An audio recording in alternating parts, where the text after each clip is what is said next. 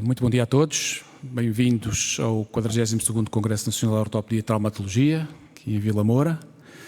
Gostava de vos dirigir algumas palavras, nomeadamente apresentando-vos aqui uns poucos slides para vos falar de alguns temas que são pertinentes neste momento.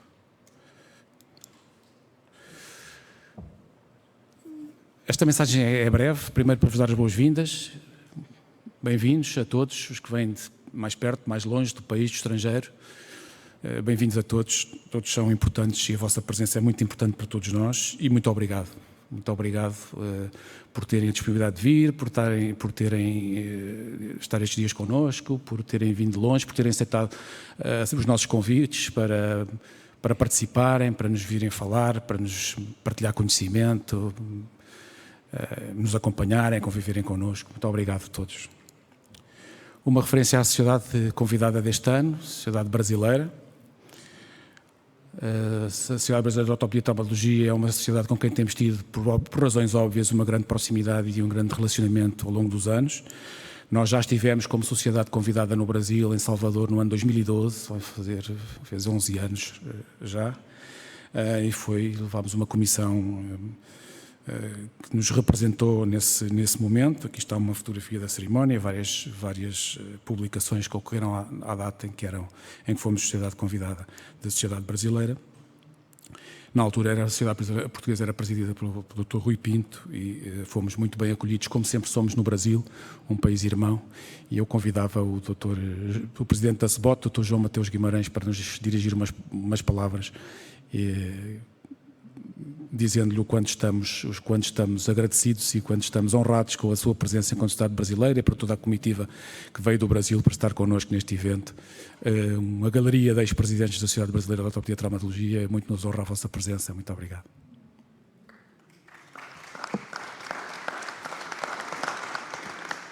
Bom dia a todos. Para mim é um prazer muito grande estar aqui representando a Sociedade Brasileira de Ortopedia e desfrutar da amizade com os colegas ortopedistas de Portugal. A gente espera que possamos estreitar ainda mais os laços de amizade e, principalmente, de distribuir conhecimentos e transferir conhecimento e receber conhecimentos, né?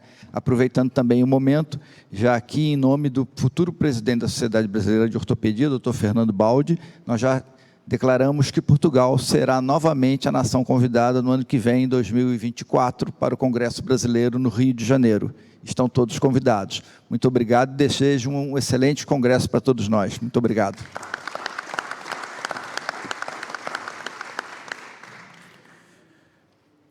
Nem todos os momentos são momentos felizes e, por isso, em homenagem à sociedade brasileira, nós queremos lembrar o acontecimento trágico de há pouco tempo atrás, que foi notícia no mundo inteiro e que nos consternou. Nós, logo soubemos a notícia, enviámos uma mensagem ao Presidente da Sociedade Brasileira de Ortopedia com a nossa consternação e saímos nas redes sociais publicando o nosso luto por esta trágica perda e que nós queremos aqui voltar a falar e lembrar. Não estava previsto este momento, mas eu queria acrescentar aqui a questão que anteontem, no dia 30 de outubro, quase anteontem, deixou-nos o Dr. Fernando Freixo Osório.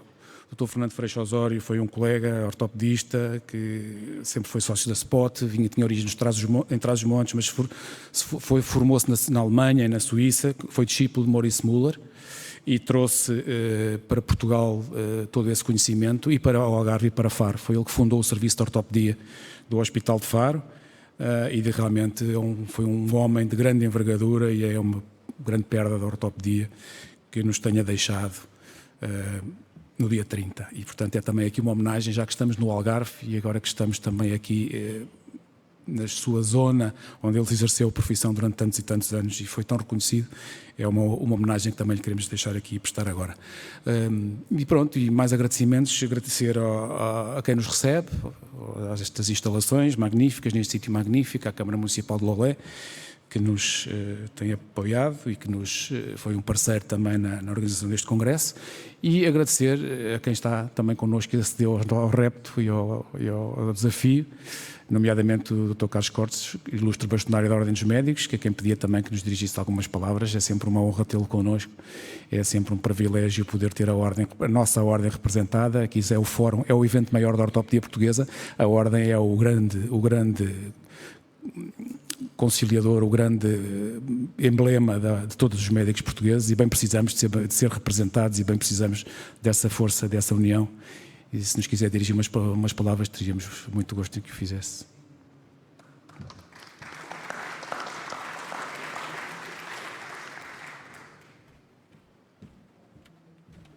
Muito obrigado, muito boa tarde a todas e a todos os presentes neste congresso, os que participam neste congresso, e, em primeiro lugar, cumprimentar a Sociedade Portuguesa de Ortopedia e Traumatologia, na pessoa do seu presidente, o Dr. João Gamelas, agradecer o convite que foi endereçado à Ordem dos Médicos e também retribuir aqui, em forma de elogio, aquilo que a Sociedade Portuguesa, a SPOT, tem feito ao longo dos anos, no domínio técnico, científico da medicina, e mais concretamente, enfim, desta área da ortopedia e da traumatologia.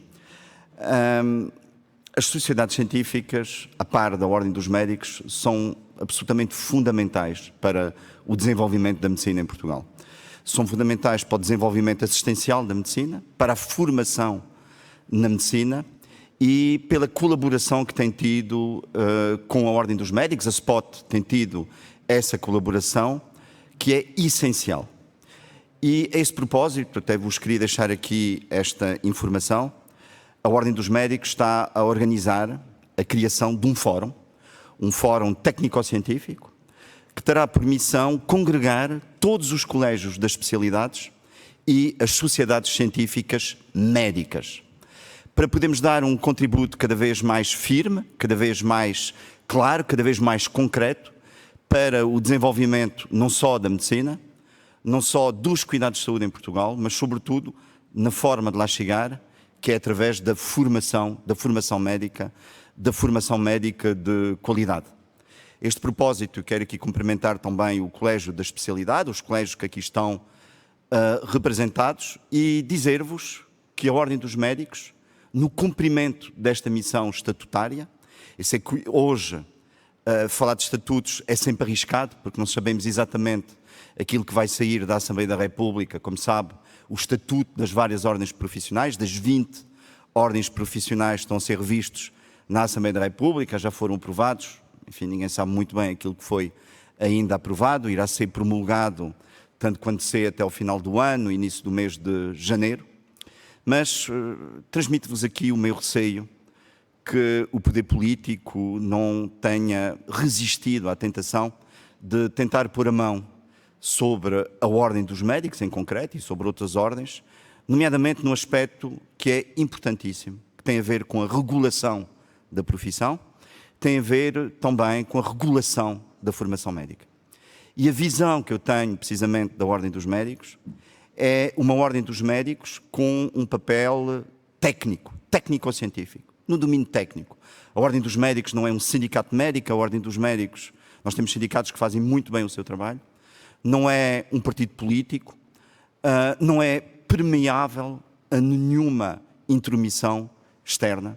E eu gostaria muito que o poder político compreendesse que ter uma Ordem dos Médicos independente, ter uma Ordem dos Médicos autónoma, capaz de olhar só, exclusivamente, para a qualidade técnica, a qualidade técnico-científica, da sua formação, da assistência médica que é dada em Portugal, é o que pode contribuir para nós desenvolvermos o país.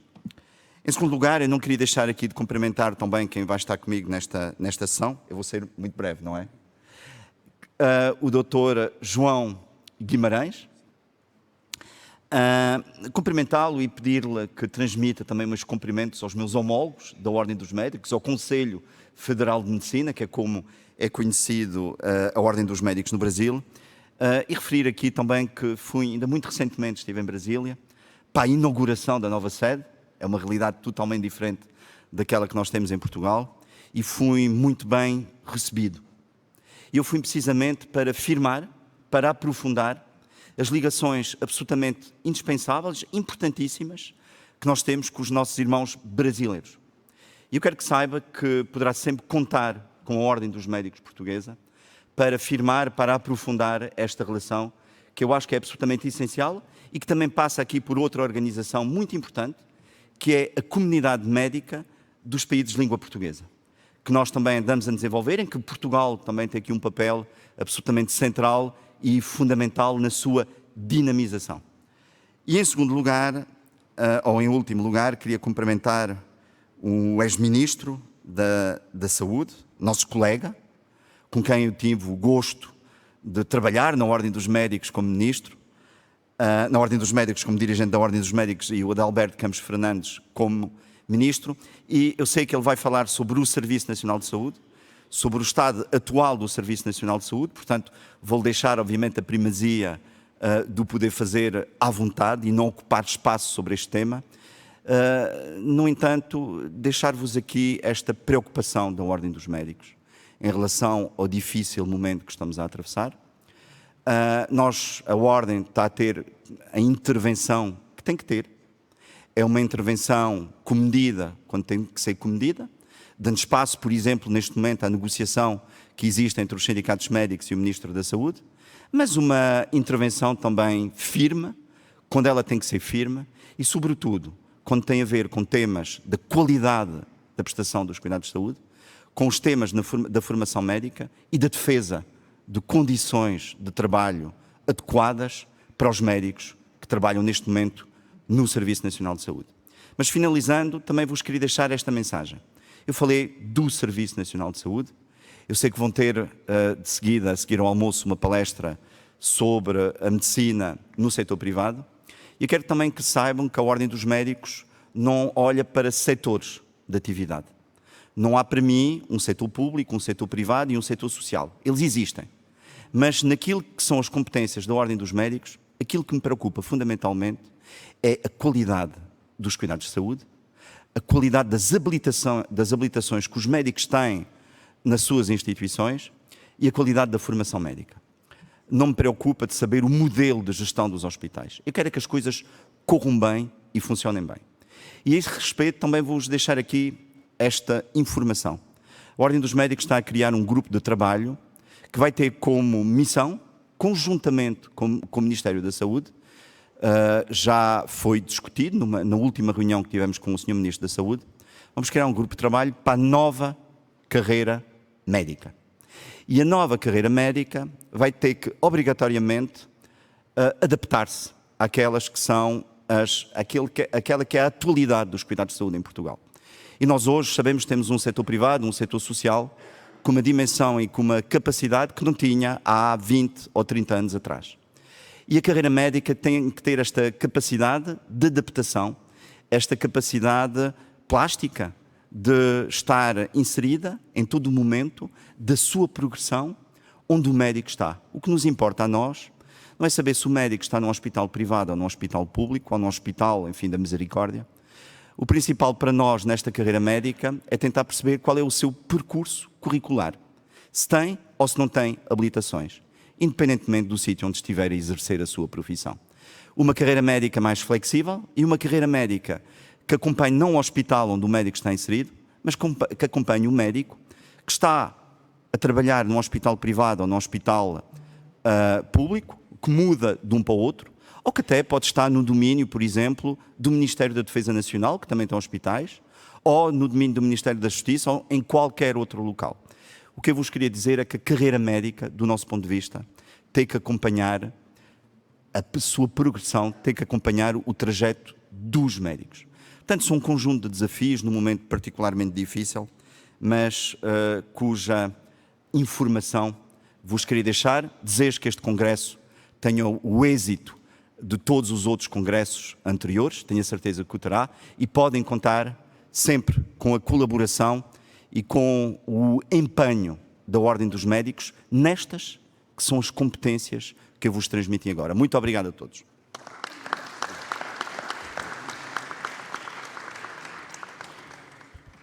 Bom, uma última palavra só de agradecimento a quem está sempre connosco, que nos tem acompanhado ao longo de tantos anos e a quem devemos tanto. São aqueles que estão connosco e que nos apoiam há tantos anos.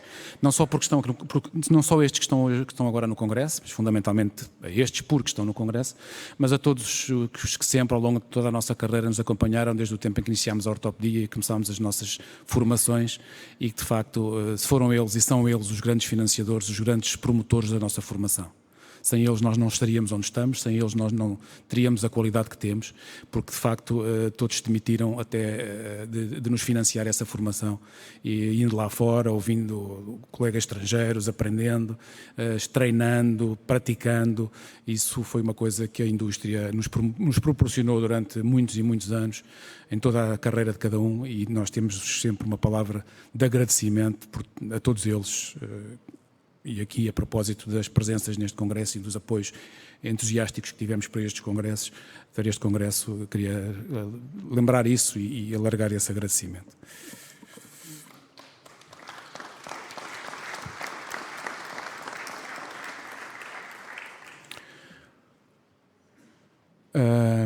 Há um tempo atrás, quando pensávamos nesta sessão de abertura, procurávamos um tema para a sessão de abertura e quase premonitoriamente ocorreu-nos um tema que não sabíamos que hoje ia estar tão acutilante como era uma preocupação que tínhamos, mas de facto agora estamos num momento de grande acutilância. Resolvemos fazer esse desafio ao professor Adalberto Campos Fernandes. O professor Adalberto Campos Fernandes dispensa apresentações, toda a gente o conhece, é nosso colega, é médico, fez uma carreira também na área da gestão, hoje é professor também da Escola Nacional de Saúde Pública, uma grande carreira na área da gestão, muito interventivo, muito conhecedor das problemáticas do SNS e desse percurso veio a ser Ministro da Saúde, mais recentemente, e todos o conhecemos. E realmente lançámos esse desafio.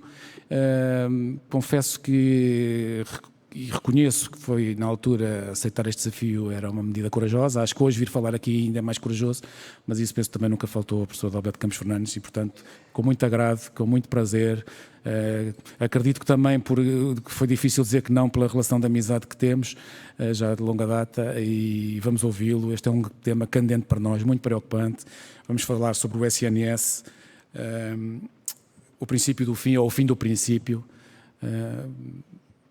Vai ter que ser seguramente o fim do princípio, porque vamos ter que ter um novo e vamos ter que ter um SNS cada vez mais forte e mais poderoso. Muito obrigado, Roberto.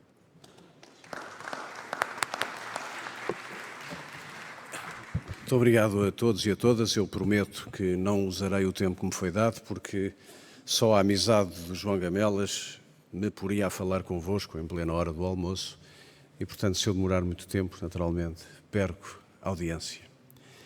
Meu caro Presidente da Sociedade Portuguesa de Ortopedia e Traumatologia, João Gamelas, meu caro Dr. João Guimarães, da Sociedade Brasileira de Ortopedia e Traumatologia, e em último lugar, mas seguramente em primeiro, por dever institucional e também de consideração, meu caro Carlos Cortes, bastonário da nossa Ordem.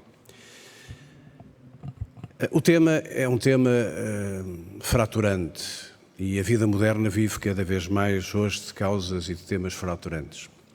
Mas eu, antes de fazer aqui algumas reflexões sobre o tema que me é proposto, eu queria fazer um sublinhado ao nosso bastonário. Com a franqueza e a frontalidade que ele sabe que nós temos na relação pessoal, eu não o apoiei na sua candidatura e disse-lhe pessoalmente porque é que o não faria, o que é que o não fazia, mas reconheço que ele me tem surpreendido a mim, enquanto médico, enquanto cidadão, muito pela positiva. Tem feito um bom caminho e hoje eu creio que é o bastonário certo, no momento certo e que tem estado à altura das circunstâncias difíceis, não só que os médicos estão a viver, mas que o país está a viver. E por isso eu quero publicamente dar-lhe nota disso, dizer-lhe que esta boa notícia que ele aqui trouxe é uma excelente notícia, porque não existem doentes privados nem doentes públicos, existem médicos e doentes que vivem no contexto do sistema de saúde. E sei, porque tenho acompanhado direta e indiretamente até em bastidores, a postura que ele tem tido, institucional, de defesa da profissão médica com qualidade e com segurança, mas também um grande interveniente discreto para que esta tensão que se está a viver se possa resolver a contento dos portugueses, do país, dos doentes e, naturalmente, também dos médicos. Muito obrigado e espero que os próximos tempos possam vir a confirmar tudo aquilo que nós aqui estamos a dizer. O João lançou-me este tema, o princípio do fim ao fim do princípio. Bom, eu não sou por natureza catastrofista. Procuro ter ao longo da vida, e tenho procurado fazer isso, os pés assentes na terra, não negando a realidade, mas também não a pintando em tons que ela própria não tem. Nós estamos a viver talvez a maior crise de organização e de funcionamento do Serviço Nacional de Saúde. E, no entanto, reparem bem, saudámos aqui um grande ortopedista, o Dr. Freixo Osório, natural desta região, fundador do Serviço de Ortopedia do Hospital de Faro, que faz parte daquela geração de médicos nascidos entre a década de 30 e 40 que fizeram a jornada contínua do caminho para a construção de um sistema de saúde em Portugal. Muito anterior à fundação do SNS em 79, em condições de trabalho muito difíceis, num tempo em que a medicina e a saúde não tinham nada a ver com aquilo que nós vivemos hoje. E o pior erro que pode acontecer quando nós analisamos este tipo de tema ou desafio é nós procurarmos analisar as problemáticas do sistema de saúde em 2023 com os olhos de 79, de 60, de 80 ou de 90. Meus caros amigos, minhas caras amigas, em 1979, quando o SNS foi criado, nós tínhamos talvez menos 10 mil médicos do que temos hoje no Serviço Nacional de Saúde. Tínhamos muito menos respostas. Tínhamos saído de uma mortalidade infantil que nos projetava em 1974 para um dos países piores do mundo, 32 por 1000. Crianças morriam antes do primeiro ano, valor que hoje existe em África, na África subsaariana, e Portugal está hoje, como é sabido, nos 5 primeiros lugares do mundo.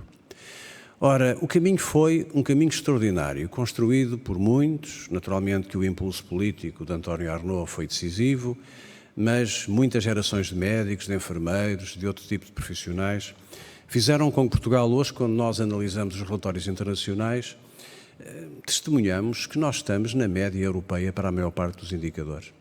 Não se esqueçam que, sendo nós a 40ª economia do mundo, somos o 40º país em termos de PIB, de Produto Interno Bruto. Em termos de saúde, nós andamos ali pelo 15º, 14º, 16º lugar na comparação com os resultados da OCDE. Isso, no entanto, poderá surpreender a maior parte de nós, poderá até gerar aqui uma perplexidade e uma questão, então, porquê esta ideia, esta percepção de que nós estamos com grandes dificuldades? Estamos com grandes dificuldades de organização. E estamos porque nos últimos 40 anos nós ganhámos 20 anos à vida. Vivemos mais em esperança média de vida, acompanhamos hoje a esperança média de vida do norte da Europa. Quando eu entrei para o curso, para a Faculdade de Medicina, olhávamos para a Suécia e para a Noruega com inveja, com um certo deslumbramento. O que é facto é que hoje as nossas mulheres, sobretudo, ainda bem, mais do que nós, vivem tanto quanto vivem as mulheres suecas. Não ganhámos ainda a batalha da qualidade, uma vez que os nossos últimos 11 anos são muito marcados pela doença. Um sueco, quando nasce, tem uma expectativa de vida de anos saudáveis de 70 anos e nós ainda estamos apenas e só nos 59 anos. Temos muito trabalho para fazer, mas temos um sistema de saúde que é complexo, que é moderno, que compara em termos da qualidade assistencial com o que melhor se faz na Europa. E aqueles que estão nesta sala e, como eu, provavelmente têm a felicidade de conhecer os outros países, os outros sistemas de saúde, sabem bem que Portugal, em termos de inovação, de qualidade do exercício profissional, de qualidade técnica, não fica atrás de nenhum país do centro da Europa. O que nós temos hoje é um problema de engarrafamento estrutural. Chegámos a um ponto em que o desalinhamento entre as necessidades e as respostas é muito evidente. Quando nós temos um desalinhamento entre necessidades e respostas, em linguagem de mercado classificado muitas vezes como um desalinhamento entre procura e oferta, temos uma situação de tensão. No caso do mercado é uma tensão económica relacionada com o preço, com a escassez dos recursos. No caso da saúde é uma tensão entre a realidade das pessoas que precisam de cuidados e não os obtêm e a percepção que nesta matéria é muito sensível em matéria de saúde. Nós tardámos na reforma estrutural porque existe em Portugal uma atitude muito conservadora relativamente às mudanças e às reformas que são necessárias. Existe um setor do país que acha que na equação da reforma em nenhuma circunstância se deve equacionar o papel do setor social e do setor privado. E, portanto, temos que fazer tudo com o setor público, custe o que custar, e, portanto, não há que discutir aspectos de colaboração, de articulação ou de organização dos serviços. Esses mesmos setores são os setores que pensam que os médicos têm que ser obrigatoriamente funcionários públicos, idealmente presos a um regime de trabalho que os exclua de qualquer liberdade individual. E o andar por este caminho faz com que a rigidez se instale, que os processos de reforma sejam mais difíceis, num tempo em que os médicos que hoje têm 40 anos, 30 anos, não pensam de maneira nenhuma como pensam os que estão nesta sala com 50, 60 ou mais anos. Há também aqui um aspecto de perspectiva de vida, de modo de vida, de entrega ao serviço público e até à própria vida profissional que não existia há 40 anos atrás. Não há, portanto, como negar a realidade. O atual diretor executivo e a direção executiva, criada de uma forma relativamente repentina e, eu diria, bem pouco ou bastante mal preparada, tem agora entre mãos uma tarefa que é quase uma equação impossível, que é reformar rapidamente, reestruturar, num contexto em que a workforce, a força de trabalho, não está suficientemente estabilizada, nem sequer mobilizada. É uma tarefa muito, muito difícil. Também não vos escondo que o desejado acordo, quer o bastonário, quer todos nós nesta sala desejamos que exista, pode não ser suficiente para mobilizar do ponto de vista da motivação e da vontade de prosseguir caminho os médicos mais jovens. É preciso ir mais longe. Ir mais longe significa que o exercício da medicina não pode ser um exercício burocrático. Nós temos que aligeirar a carga burocrática. Muito trabalho tem vindo a ser feito nesse domínio para que o médico se concentre nas suas atividades essenciais, que são o diagnóstico e a terapêutica. Temos, e não o escondo filo, não o digo agora porque estou fora do governo já há bastantes anos, na altura disse-o e disse-o a quem de direito, contra uma adulteração do enquadramento legal e do estatuto das ordens profissionais. Acho que isso é um erro que resulta de uma má compreensão estratégica do papel que uma ordem responsável e com competências delegadas pelo Estado, bem executadas, pode ter na qualidade do exercício profissional da medicina e, consequentemente, na segurança dos cuidados e na proteção dos doentes. Claro que há uma tensão nas sociedades entre as profissões, entre os territórios, entre a mistura das competências. E há na sociedade uma relação com os médicos que é, eu diria, híbrida. Quando num gabinete médico ou num bloco operatório o doente se relaciona com o médico, a confiança, a dependência e eu diria que a cumplicidade estabelecem-se. Mas muitas vezes, até por efeitos de mediação de terceiros, há a ideia de que os médicos são os responsáveis por as coisas não correrem tão bem como deviam, porque são corporativos, porque defendem apenas os seus interesses pessoais e patrimoniais. E é este trabalho que o Carlos Cortes tem que fazer e tem que continuar a fazer, ligando-se à população, ligando-se aos cidadãos e explicando que os médicos são verdadeiramente aliados dos interesses dos cidadãos e não estão do outro lado da barreira. Porque isso permitirá esvaziar esta ideia que está muito na agenda política de que só uma ordem com as pernas partidas deve ser uma ordem tolerada. Eu, como não sou por princípio favorável a que se partam as pernas a ninguém, nem às ordens profissionais, nem aos banqueiros alemães, embora eu saiba que isso pode ajudar a vossa profissão do ponto de vista da traumatologia, entendo que nós temos que apoiar a ordem para uma atitude digna, responsável e equidistante dos partidos e, sobretudo, que não aconteça, como infelizmente aconteceu no passado, instrumentalizada pelos sindicatos. A ordem está acima disso. A ordem é uma entidade de Estado. E, sendo uma entidade de Estado, tem que ter capacidade de dialogar com o Estado, com autonomia, com independência e com credibilidade. Não tem que fazer aquilo, como dizia o Carlos Cortes e bem, que é responsabilidade e competência dos sindicatos. Estamos, portanto, no princípio do fim ou no fim do princípio, nem uma coisa nem outra. O princípio está muito lá atrás, anterior a 79, quando António Arnaud fez a Lei 56/79. Nós tínhamos já um esboço de sistema de saúde, na altura, num Estado corporativo, em que, de facto, o setor social tinha um grande papel, como é sabido, as misericórdias. O financiamento era assegurado por um modelo corporativo baseado na ADSE e depois os serviços médico-sociais. Fizemos um grande caminho desde 79 até agora. Não pode, independentemente do posicionamento político de cada um, nós não devemos chegar ao ano de 24, que é o ano em que se completam 50 anos sobre a instauração da democracia em Portugal, com esta tensão no serviço público que melhor interpretou e que melhor ilustrou a democracia no nosso país. Temos que ser flexíveis, ser pragmáticos, entender aquilo que é o sentimento das gerações mais novas, não tanto das gerações mais antigas, que são importantes pela experiência, mas não são elas que vão dar continuidade ao sistema de saúde, nem ao SNS. É preciso, tenho dito, e disse-o até já várias vezes ao diretor executivo, com quem trabalhei, como é do conhecimento geral, foi o meu secretário de Estado adjunto, que ponha o ouvido no chão. E o ouvido no chão significa que, não sendo possível ao país, porque não tem recursos para o fazer, porque a despesa pública está a crescer de uma forma descontrolada, entre 2015 e 2026, a despesa pública em saúde duplica, em mais nenhum país do mundo isto aconteceu. Em mais nenhum país do mundo isto aconteceu e todos os países do mundo tiveram Covid. Esta narrativa de que a pandemia justifica um descontrole orçamental é uma narrativa que não serve os interesses nem do presente nem do futuro, sobretudo quando essa despesa pública cresce sem terem sido afetados recursos à revisão das carreiras profissionais. Portanto, nós podemos ser muito simpáticos para as audiências, para a opinião pública, até para a comunicação social e dizer que o problema do SNS é mais recursos, é mais dinheiro em cima dos seus problemas.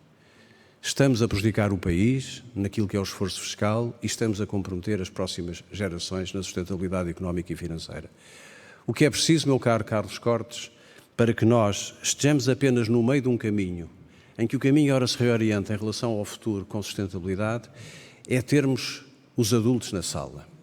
E os adultos na sala significa que os médicos, representados pelo seu bastonário, têm que ser atores decisivos num processo de mediação estratégica. A ordem tem que ser, neste processo que estamos a viver, um mediador.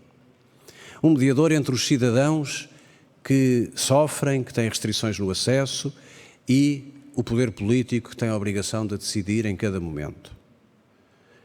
Não é bonito, eu ontem partilhava mensagens à noite com vários responsáveis do setor em Portugal e com outras pessoas, eu fico inquieto quando vejo as notícias que os telejornais nos mostram de fecho de urgências por todos os cantos do país. Não por nós, que nós conhecemos bem a realidade do sistema e compreendemos que no final do dia há sempre um backup, um apoio, uma entreajuda, mas isto representa uma grande ameaça à confiança dos mais humildes, dos mais pobres, daqueles que efetivamente não têm possibilidade de ter uma alternativa, como seja um seguro de saúde ou um subsistema. Portanto, estamos num ponto de viragem.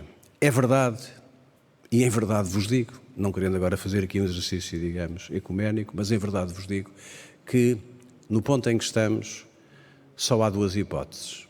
Ou nos afundamos ou nos libertamos. E a libertação significa que, primeiro, os médicos estão do lado da solução, os médicos são seres tecnicamente diferenciados que primam e funcionam melhor num quadro de autonomia e liberdade. Não é criminoso um médico trabalhar no setor privado ou se trabalhar no setor público e no setor privado, se com isso der garantia de que assume em cada momento a sua responsabilidade deontológica, profissional e ética, e que esse grau de liberdade deve ser entendido, até porque, sejamos realistas, para concluir, porque eu não quero falhar ao compromisso que assumi aqui convosco no princípio. Para aqueles que acham que os médicos estão injustiçados do ponto de vista salarial, e é verdade, há 20 anos que a variação nominal dos salários é menos competitiva do que tem sido noutras profissões. Para aqueles que conservadoramente defendem um SNS estritamente público, em que o médico está obrigado a deveres públicos exclusivos e digamos, sem qualquer tipo de liberdade individual, é preciso dizer que, sendo hoje a medicina, com a exposição à inovação tecnológica, com a exposição às novas tecnologias, um exercício de altíssima diferenciação, o Estado português, o Estado espanhol, o Estado francês não têm condições de acompanhar em termos de remuneração e de compensação aquilo que um médico hoje pode valer. E ao funcionalizarmos os médicos e ao metê-los grilhetas nas pernas, nós não evitaremos que os melhores saiam para fora do país, não evitaremos que os melhores optem por carreiras alternativas fora do SNS e estaremos a descapitalizar o SNS, não apenas dos médicos mais diferenciados para tratar os nossos doentes, mas o que me preocupa mais, acima de tudo, os formadores, aqueles que trazem a transição do conhecimento. Porque hoje um médico de 60 anos no SNS, para mim, e digo isto como o dizia em 2015, 2018, quando tive funções oficiais, um médico de 60 anos ou de 65 anos no SNS é para mim muito menos importante na urgência ou na cabeceira do doente, mas muito mais importante no enquadramento geracional e na transição do conhecimento e da experiência. Um SNS não é um conjunto de diplomas legais com uma carreira escrita com índices, regras e graus. O SNS é a passagem do conhecimento e da experiência dos mais velhos para os mais novos. É a equipa, é a escola, é o espírito de transição, onde muitas vezes essas mesmas equipas até exercem trabalho em simultâneo depois no setor social ou no setor privado. Se nós não vencermos esta resistência, que infelizmente em Portugal é muito prevalecente, e quem, como eu, defende este tipo de abertura é acusado muitas vezes de ser liberal, se mantivermos isto no domínio apenas da disputa ideológica e política, nós não resolveremos os problemas da saúde em Portugal. E hoje os médicos têm 30, 35, 40 anos e que querem ter tempo para fazer surf, querem viajar, querem ter tempo para a família, que encontram no trabalho uma forma de realização e não de sacerdócio nem de sacrifício, nós perderemos essa geração. Para concluir, e agora sim, Carlos Cortes, meu ilustre bastonário, nervos de aço. É nestes momentos que se definem e veem os grandes líderes e os dirigentes, sejam eles nos governos, sejam eles nos Estados, sejam eles nas associações socioprofissionais. E, portanto, o que nós pedimos ao nosso bastonário é que ele seja um agente de mediação construtivo, que não grita, que não berra, que não faz ruído, que não faz barulho, mas que com isso granjeia o respeito de todos os médicos e também, mais importante ainda, de todos os cidadãos, e que é reconhecido pelos agentes públicos do governo, sejam ao nível executivo, seja no Parlamento, como alguém que é incontornável neste processo. Para todos os que estão na sala com menos de 40 anos, acreditem que nós, os mais velhos, passámos nos anos 70 e 80 por coisas muito bem piores. E sobrevivemos, estamos aqui, construímos um Estado democrático, resistimos contra muita coisa, até no plano político, mas estamos à beira de celebrar 50 anos de um caminho livre, de liberdade e de desenvolvimento. Não tenham receio, costumo citar o Papa João Paulo II, está na moda mais citar o Papa Francisco, mas eu cito João Paulo II quando ele dizia: não tenhais medo. Não tenhais medo, exerçam o vosso direito a serem felizes com firmeza, com liberdade, com sentido de responsabilidade, focados sempre no objeto último da nossa ação, que são as pessoas e são sobretudo os doentes, mas não tenhais medo, porque nós vamos virar esta página e vamos entrar novamente no caminho que nos leva a um novo princípio do sistema de saúde, muito ancorado no seu pilar público, no seu pilar de referência, que tem que ser sempre o Serviço Nacional de Saúde. Muito obrigado a todos.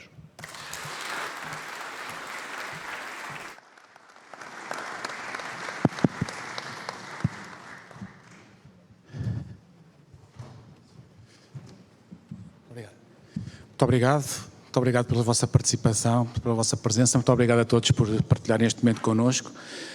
Está oficialmente e formalmente aberto o 42º Congresso Nacional de Ortopedia e Traumatologia. Bom congresso, continuamos a ver-nos por aqui. Obrigado.